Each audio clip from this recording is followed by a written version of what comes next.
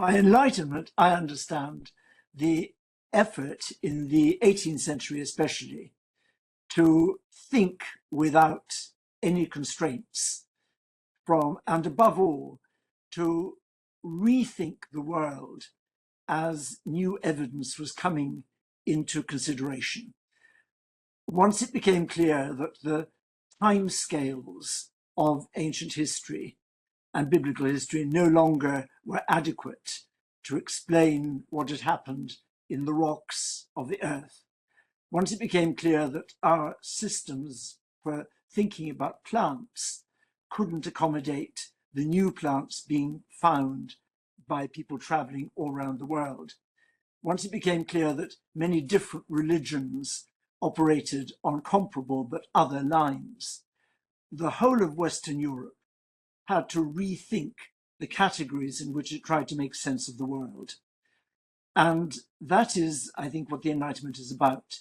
It's an attempt to create new categories that allow us to understand the world as we now experience it.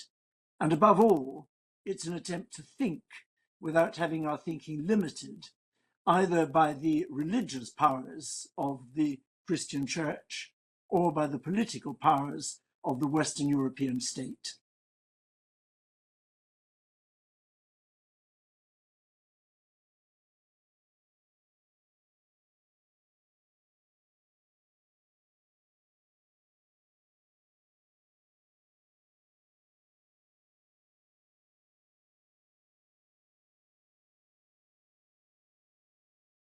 London in the early 18th century, with its enormous commercial fleet of ships, is the first major centre in history from which it had been possible to sail to every part of the world and return. It was the first city in which it really was easy to consider gathering objects from all over the world and to compare the different ways in which people around the world address the same questions. That's the first point. London in the 1720s, 1730s, when Hans Sloane is making his collection, has an opportunity that had never existed in history before. It's also the biggest city in Western Europe by a long way, but it has no university because Oxford and Cambridge were there. So Parliament decides to create for this huge city, which is in contact with the whole world, a public resource for study, so that every citizen, British or foreign, everybody who can get to London can use the resource of the library and of objects gathered from all over the world to make sense of the world that is being explored, being encountered, being experienced by Europeans as never before.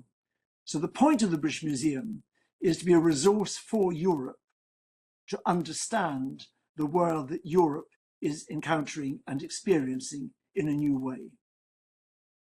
That's one point. The second point is that, like every other society in Europe, around 1700, Britain is confronting the consequences of political civil war, wars either of religion or of political turmoil. And one of the purposes of the British Museum is to create a space in which the citizen can think about the proper relationship of the citizen and the state, what political power means and how it can be challenged. So among the many objects in the British Museum is Magna Carta, the great document of 1215, which is the beginning of the British traditions of political liberty. And Parliament creates this institution, therefore, to allow the citizen to think about the world in a new way, without political control, without religious control, but above all, to think about how the citizen can reshape the state in which they live. And that is what Enlightenment is about in many ways. It's about reminding us that our society is not a God-given order. It's the way we choose to live, and we can choose to live differently. That's the point, and that's the purpose of the British Museum, to allow the citizens to decide how they want to live in society.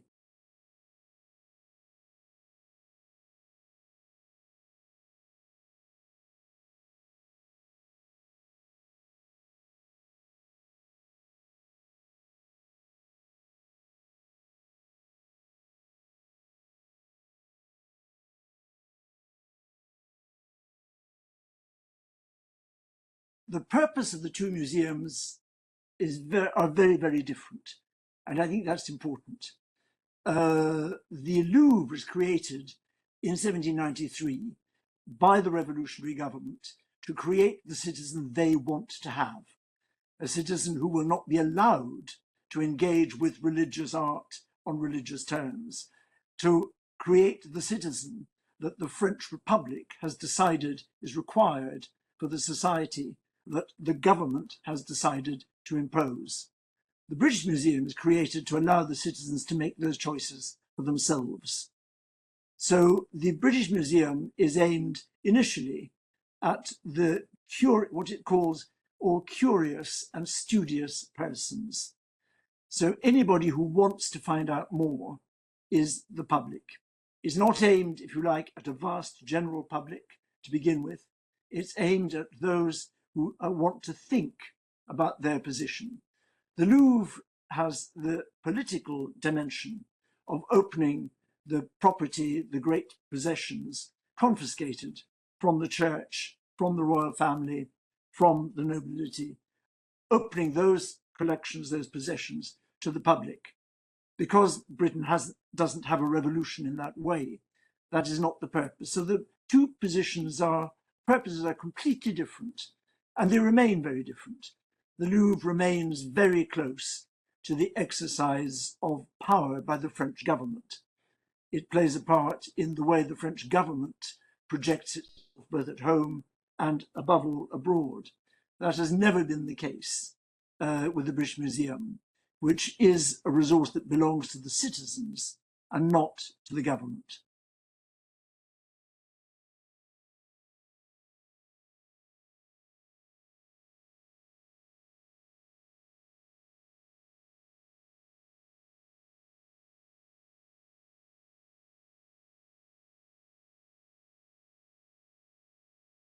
I think it's important to remember that the purpose of these institutions, certainly the British Museum, was never tourists.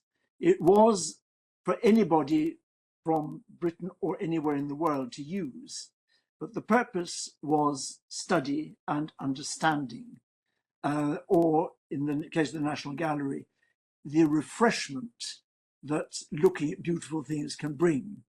That's why in the British Museum tradition, admission had to be free from the beginning.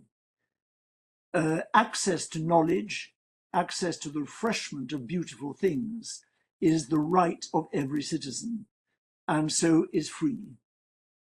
The tourist development is, of course, a very recent one, but it fits in with the overall pattern. These collections were intended for everybody who wanted to use them. They remain free.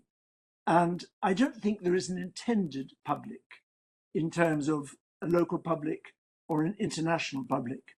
The purpose of the institution is to allow any visitor to use this public collection as though it were their own. And that, I think, is the key point of these institutions. They're not institutions of the state. The idea is that every citizen has their own collection of paintings to use as they want, in the case of the National Gallery. In the British Museum, that every citizen had their own collection of books in the first instance and of objects to use as they chose. These are the private collections of every citizen, not the collections of the state made available to the public.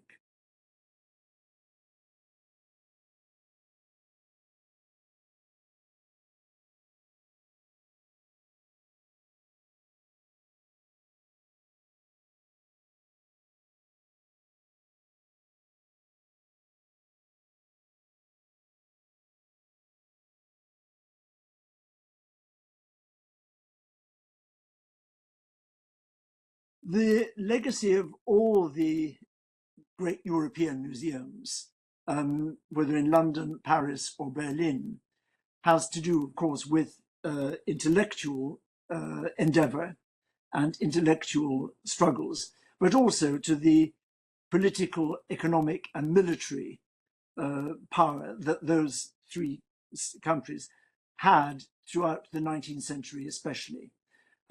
So the Louvre's initial possessions made by military conquest are only a flickering moment, and they're part of that tradition of it being the museum of the state.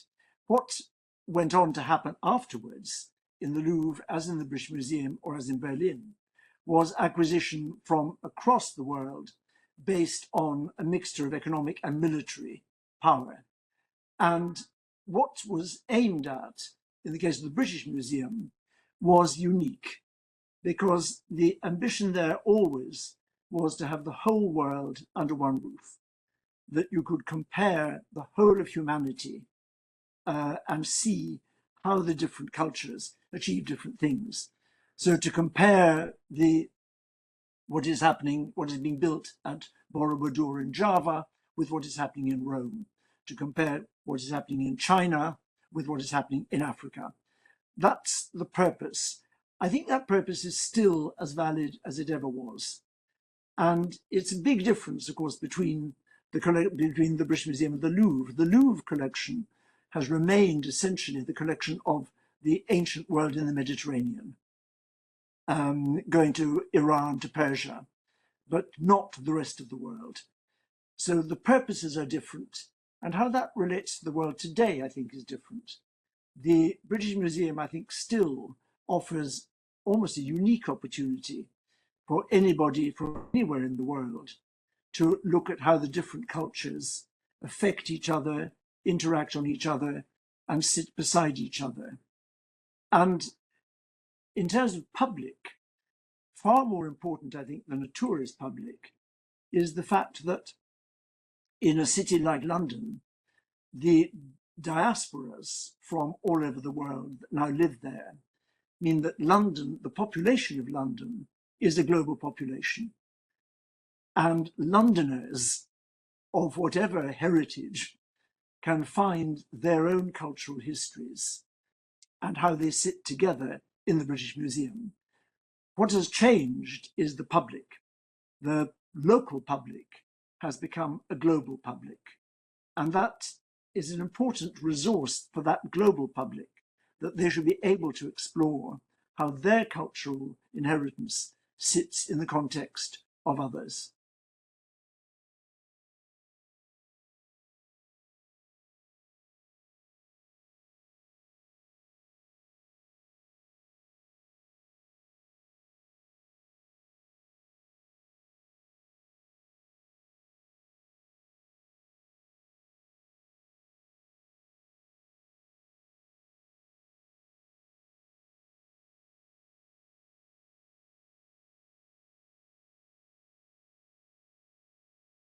The purpose of all museum collections is to allow the public to see how other cultures have thought of themselves and how they have conceived what the human body is, what the human spirit is, and how that relates to the world. And Greek sculpture obviously plays a very important part of that. The Parthenon sculptures are, of course, a very important part of the British Museum, and they were acquired from the Ottoman government that was then in charge of Athens. Lending them to the Hermitage was a very important part of continuing that idea of showing ancient Greece to the rest of the world. The Hermitage is the second oldest national museum, if you like, in Europe after the British Museum. And to celebrate their 250th anniversary, we wanted to share a great thing. Greek culture has a huge place in Russian history through the Black Sea, but also through the Orthodox Church. But there are in the Hermitage many Roman copies of Greek sculpture, very few original Greek sculptures. Now, when the Parthenon sculptures arrived in the British Museum, it was the first time, essentially, that Western Europe had seen real Greek sculpture. and not Roman copies. That's why they caused a sensation. That's why they changed the way Western Europe thought about Greek sculpture. We wanted to allow the public in Petersburg to have something of that same excitement, knowing Roman copies, suddenly to be confronted with the original and the shock and the excitement that that encounter brings. That was the purpose of the exchange, but also to demonstrate that all the great museums of the world, across the world, are engaged in the same undertaking and work together as partners, as colleagues. Whatever the politics at any particular moment, the museums have always been able to work together, and that is very important.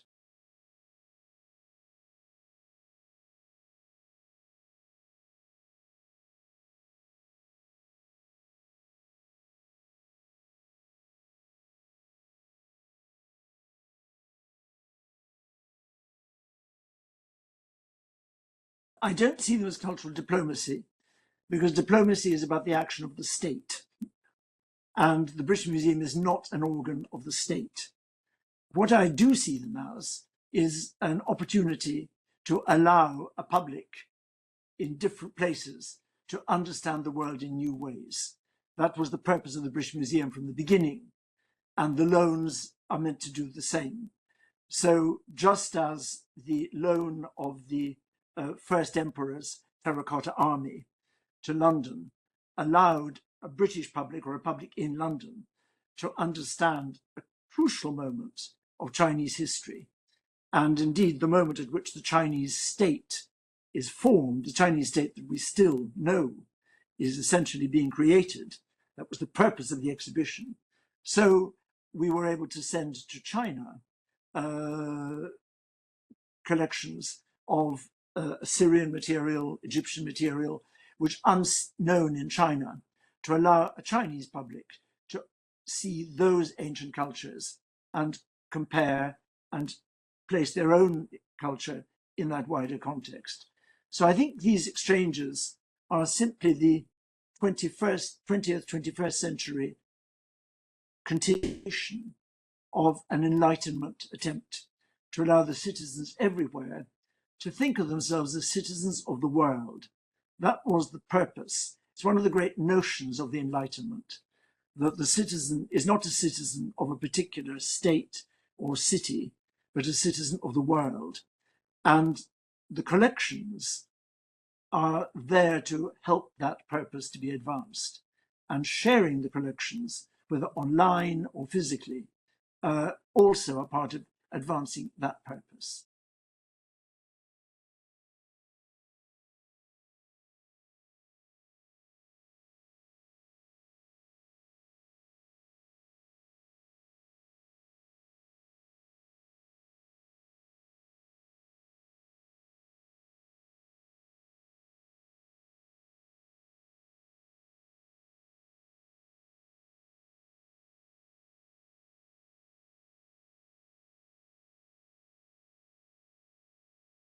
The question of the proper respect for the religious practices of others is central to the Enlightenment notion of freedom of inquiry. And of course, in the 18th century in Europe, the Christian church, both Catholic and Protestant, endeavored to set strong limits on what could be inquired into and what could be published and discussed. It was essential for Europe to break out of that, for the European Enlightenment to take place. But we're now, I think, very conscious that there are many other traditions and cultures where the inhibitions imposed by religious belief, by respect for ancestors, whatever, would cause great offense to people if Western museums were not to take account of them. And as we have become global citizens in a much fuller sense, and as we want to work more closely with colleagues right across the world, if we're going to work, as we, for instance, at the British Museum, with Aboriginal colleagues from Australia, we can do that only on the basis of respecting what to them are the limits that must not be transgressed. I think there's clearly a loss in terms of what may be inquired, what might be done. But there's also a gain, a great gain, because that kind of collaborative conversation with respect for non-European traditions allows us to expand our understanding of how the objects in the museum's collection were used, might still be used, what they meant at the time, what they still mean today. And it allows us an enormously richer understanding of what those objects mean and can mean in those societies today. That's something that had been eliminated really in the 19th century, and is very important, I think, to try to recover that. And I think the balance depends obviously on different cultures, but on the whole, it must be a very positive move that we work in collaboration with those cultures.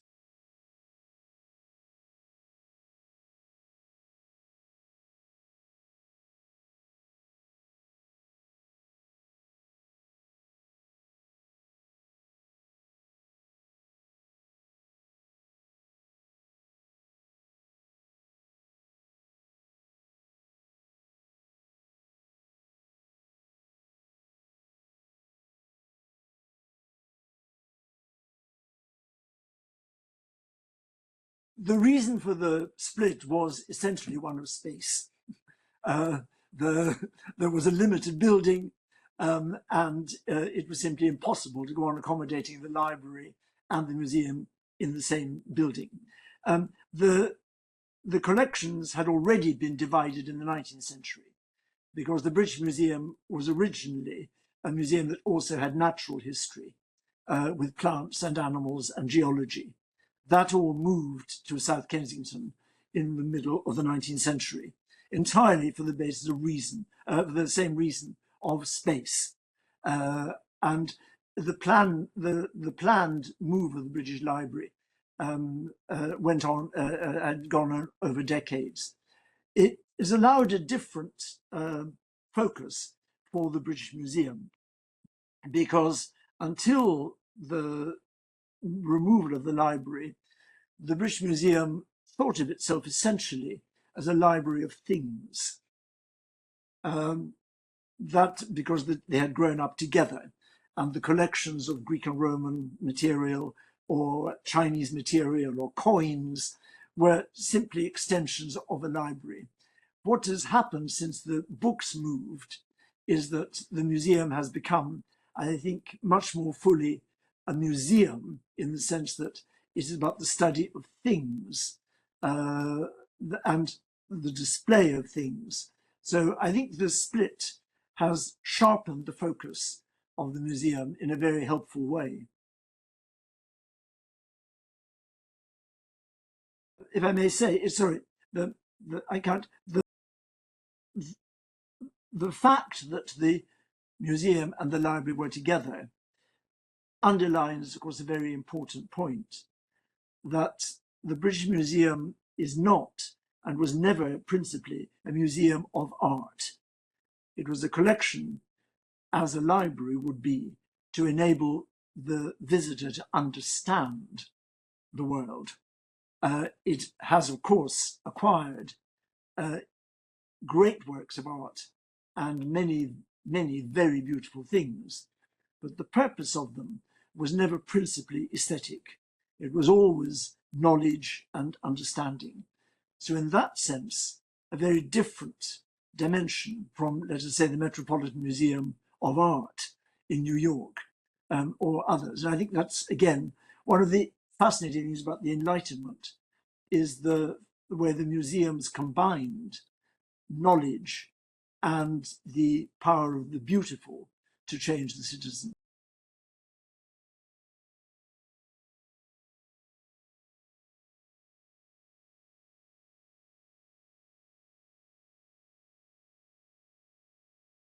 One of the great aims of the Enlightenment was to create citizens of the world, to enable the citizen to look at the way other cultures everywhere in the world had thought about the human condition and how that sits in a society and in the world. The museum, as they call themselves, has decided that it would like to show its citizens how Indian culture, particularly the culture of antique ancient India, sits in the framework of other great ancient cultures. And so it has embarked on a project of long-term loans from the Staatliche Museen in Berlin and from the British Museum in London and the Getty Museum, a project funded by the Getty Foundation to arrange long-term loans to India of objects from Mesopotamia, Egypt, Greece, and Rome. There are no collections of that sort in India at the moment. This project will allow, for the first time, Indian students to study through real objects the other cultures which were contemporary with the great moments of Indian civilization. And the aim is exactly the same as that of the Enlightenment Museum, to allow the citizen of one country to understand the measure in which they are also citizens of the world. It's, I hope, the beginning of a new kind of cooperation between museums.